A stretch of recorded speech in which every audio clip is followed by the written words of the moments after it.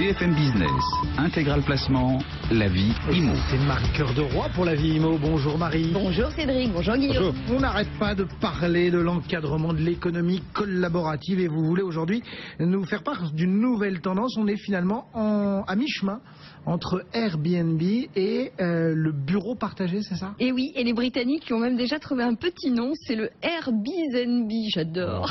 En gros, le Airbnb des bureaux, l'idée c'est de mettre votre logement à la location en votre absence pendant la journée. Derrière ce concept, il y a un double constat. Alors d'abord, côté propriétaire, le besoin évident d'arrondir les fins de mois avec, face à cela, la disponibilité de notre espace de vie. Alors j'ai pas trouvé d'études sérieuses sur laquelle m'appuyer, mais il suffit de faire un petit sondage autour de soi pour constater qu'en moyenne, notre logement est complètement inoccupé un tiers de la journée. Donc d'un côté, cet espace potentiellement utilisable, et puis de l'autre, les besoins des nouveaux travailleurs, indépendants, start-upers, qui cherchent des lieux de travail à moindre coût et sans engagement. Voilà les constats qui ont inspiré les nouveaux sites collaboratifs dont je vous parle.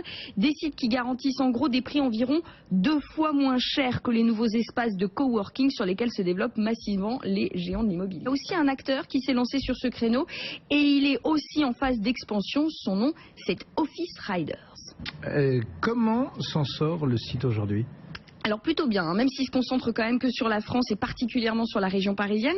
À ce jour, Office Riders regroupe environ 500 annonces, dont 400 en Ile-de-France. Les surfaces louées vont du simple studio aux 300 mètres carrés sur les Champs-Élysées. La moyenne des prix, c'est une moyenne, hein, attention, je pense pas que ça vaille le coup au même prix pour les Champs-Élysées, mais 15 € par jour pour un poste de travail. Mais Office Riders ne fait pas que le simple bureau.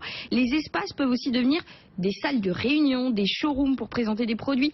Certains, nous raconte son fondateur, ont même mis leur cuisine à disposition pour des cours de cuisine. Bah ouais. L'offre a bel et bien rencontré la demande, à tel point que le site veut lui aussi partir à la conquête de nouveaux marchés. Parmi les objectifs, on a Berlin, Bruxelles, Amsterdam, Londres, Madrid. Pour cette conquête, Office Riders a lancé une opération de crowdfunding. Elle est toujours ouverte et pour un mois encore sur le site smartangels.fr. La précollecte dépasse désormais les 550 000 €, dont près de 200 000 € confirmés. Avis aux amateurs.